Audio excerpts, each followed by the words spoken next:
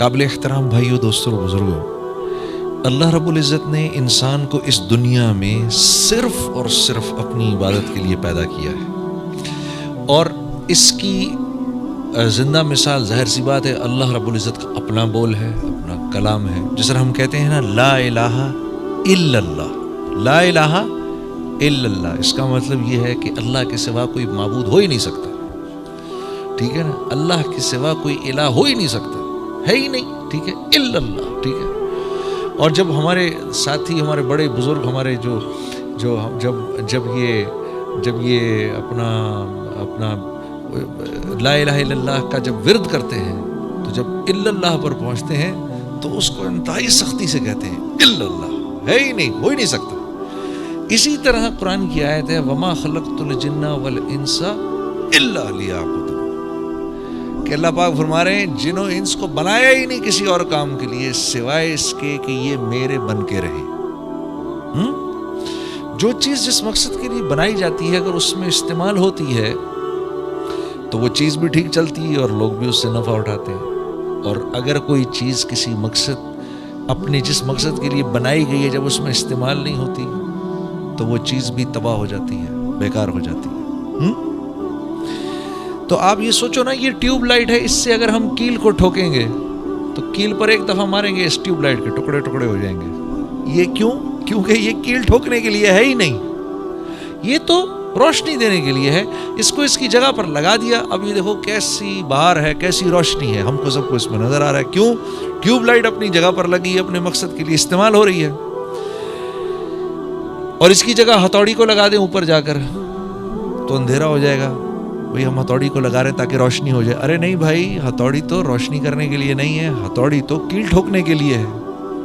جس مقصد کے لیے بنی ہے اس مقصد میں استعمال کرو تو نفع دے گی. انسان کو اللہ نے کیونکہ اپنے لیے بنایا ہے، جب یہ اللہ کا ہوتا نہیں تو پھر یہ پریشان ہو جاتا ہے، چاہے مسلمان ہو غیر مسلم ہو، کوئی بھی. ہاں، کیونکہ اللہ رب العزت نے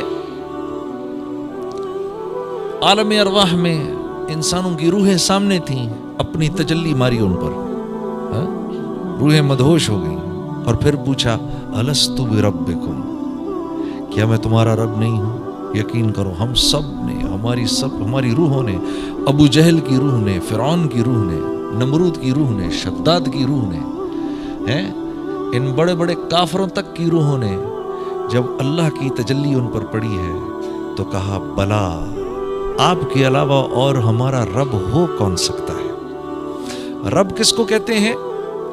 رب کس کو کہتے ہیں؟ مفتی تقی عثمانی صاحب کا وہ کلام میں کبھی کبھار پڑھتا ہوں. محبت کیا ہے؟ دل کا درد سے معمور ہو جانا. محبت کیا ہے؟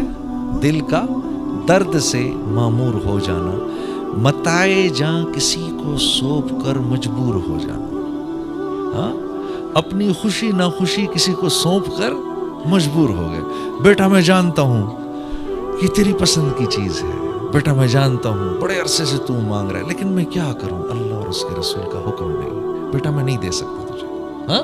مجبور ہوں میں، اپنا بھی دل چاہ رہا ہے، اکلوتا بیٹا ہے، اکلوتا بچہ ہے، رو رہا ہے، آنکھوں میں آنسو ہیں، مجھے چاہیے مجھے چاہیے، لیکن نہیں بیٹا نہیں بیٹا، تیرے آنسو برداشت کر سکتا ہوں، تو کیا تیرے جیسے 100 ہوں آنسو برداشت کر سکتا ہوں، لیکن اللہ کا حکم نہیں توڑ سکتا، بیٹا میں مجبور ہوں. تو متائے جاں، یہ محبت کی نشانی ہے، متائے جاں کسی کو سونپ کر مجبور ہو جانا.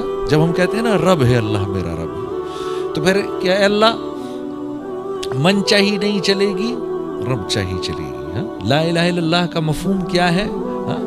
من چاہی نہیں چلے گی، رب چاہی چلے گی. جیسے آپ چاہیں گے ویسے کریں گے. یا اللہ میں کچھ نہیں، میرا کچھ نہیں، مجھ سے کچھ نہیں.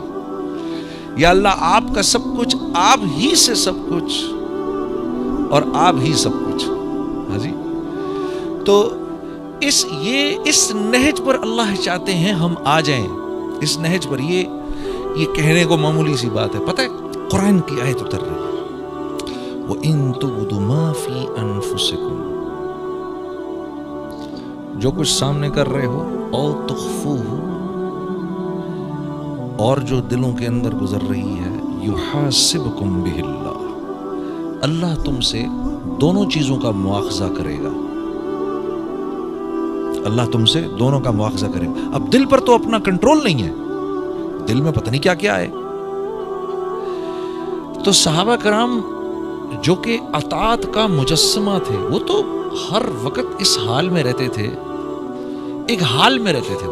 ہاں, اللہ کے نبی کی صحبت کا اثر ایسا تھا, وہ ایک حال میں رہتے تھے, اس انتظار میں رہتے تھے کہ کوئی اللہ کا حکم آئے جس پر کہ ہم مر مٹیں. وہ اس حال میں رہتے تھے. ہاں, کوئی تو اللہ کا حکم آئے, میری جان استعمال ہو جائے. ہاں, کسی طریقے سے. وہ اللہ کے نبی کی صحبت کا یہ اثر تھا ان کے اوپر. اس لیے اللہ کے نبی یہ فرمایا کرتے تھے, میرا تم لوگوں میں آنا, میرا تم لوگوں میں آنا اور تم لوگوں میں رہنا بھی رحمت ہے, اور میرا تم لوگوں میں سے چلے جانا بھی رحمت ہے. ہاں, کیونکہ دیکھو نا, اگر سورج ہر وقت چمکتا رہے, ہر وقت چمکتا رہے سورج, اور رات ہی نہ ہو, تو پھر ایک وقت آئے گا سارے درخت جل جائیں گے. ایسا ہی ہوگا نا. ہاں, صحابہ پر اب وہ حال آنے والا تھا اللہ کے نبی صلی اللہ علیہ وسلم کی صحبت کی وجہ سے, کہ اب وہ اپنے دنیا کی اتنی بے رغبتی آ گئی تھی کہ کپڑے پھاڑ کے جنگلوں میں نکلنے والے تھے. تو یہ بھی مقصود نہیں ہے. ہاں, مقصود تو دنیا میں رہنا ہے نا. اس لیے اللہ کے نبی فرمایا کرتے تھے, میرا تم لوگوں میں رہنا بھی رحمت اور تمہیں چھوڑ دینا بھی رحمت ہے. ہاں, تو اب صحابہ کرام گھبرا گئے, یا رسول اللہ, اپنے عمل پر تو چلو زور ہے کسی کا, دل پر کیا زور ہے؟ تو آپ صلی اللہ علیہ وسلم نے کیا ارشاد فرمایا, آپ نے کیا فرمایا, تو تم کیا کہنا چاہتے ہو؟ جیسے بنی اسرائیل نے موسیٰ سے کہا کہ اس حکم کو مانیں گے, اس کو نہیں مانیں گے, تم بھی یہی کرنا چاہتے ہو؟ تم کہو سمعنا واطعنا غفرانک ربنا والیک المصیر. یہ بولو تم لوگ, ٹھیک ہے اللہ تیرا حکم آ گیا, سن لیا ہم نے, سمعنا, اور اب اس کی اطاعت کے لیے ہم تیار ہو گئے. غفرانک, یا اللہ معاف کرنا, اگر کوئی کمی بیشی ہو جائے نا, معاف کرنا, اور معافی تیرے سے اس لیے مانگ رہے ہیں کیونکہ تیرے پاس آنا ہے.